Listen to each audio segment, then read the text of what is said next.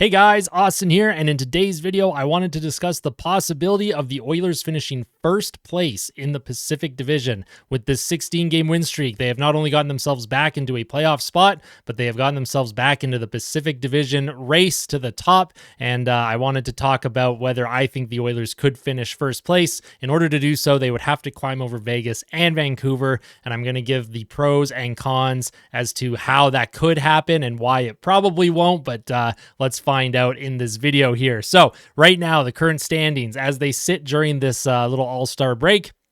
Vancouver is first place in the Pacific. They are 33-11-5. They have 71 points. Second place is Vegas. They have played 50 games. They are 29-15-6 with 64 points.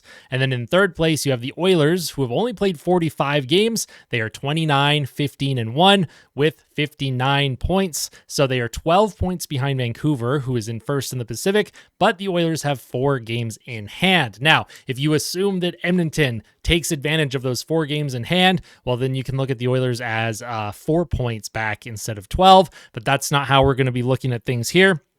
However, in Edmonton's favor, this is my argument as to how I think they could win the Pacific Division moving forward. Number one, the analytics. The analytics are in favor of the Oilers. They are still in first place in the NHL in expected goals for percentage, and the Vancouver Canucks, they rank 14th. And Edmonton's PDO is about 1.0. So where Edmonton is currently playing, that seems sustainable in terms of the analytics.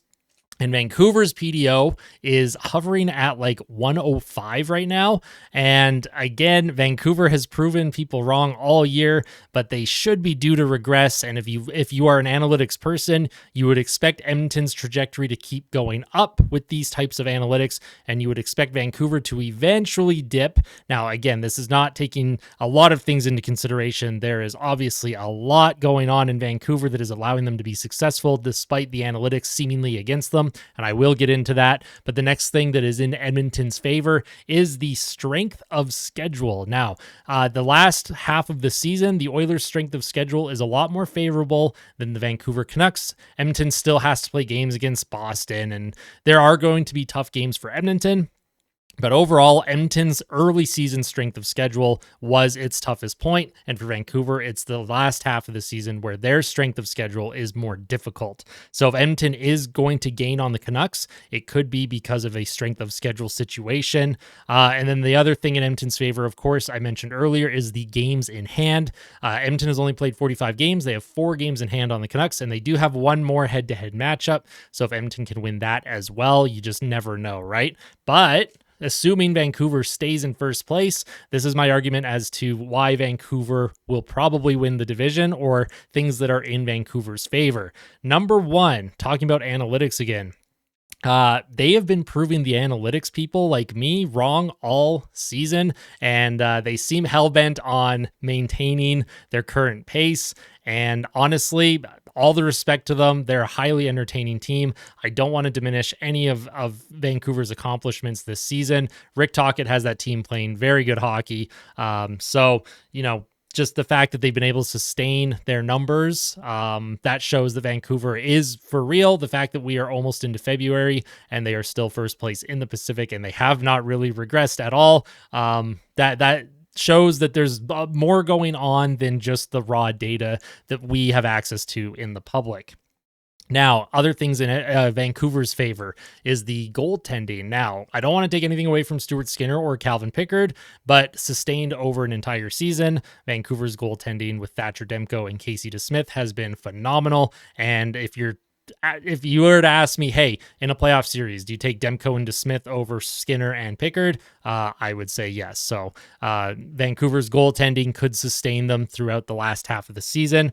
The next thing in Vancouver's favor is being 12 points up. That is a huge hill to climb, even with Edmonton's games in hand. Edmonton has won 16 straight, and they have actually barely even put a dent in the gaining in the standings points on Vancouver. So that shows how hard it is to gain on teams in this league, especially with the Gary Bettman overtime point. So that is another thing in Vancouver's favor. Another thing in Vancouver's favor, the last one, is they have game breakers. So even if their analytics show that they should be regressing, guys like Quinn Hughes, Elias Pettersson, JT Miller, Brock Besser, they have game breakers. They can sustain, they can get production from these guys. These guys can turn a game around just on their own. I know the Oilers, they have that in McDavid and Draisaitl, but Vancouver, I think, has a couple more weapons there. And then, of course, you have Thatcher Demko, who can steal games as well. We've seen Stuart Skinner. If Skinner plays the way he has been, I could see Edmonton possibly overtaking Vancouver for first in the Pacific, but that seems unrealistic. I think the odds are highly unlikely. So in conclusion, can Edmonton overtake Vancouver and finish first in the Pacific? Yes. Will they? In my opinion, the answer is no. Just looking at the Edmonton favor and Vancouver's favor in arguments. Oh my God, I hit my mic. I'm so sorry. That's just how I'm looking at it right now.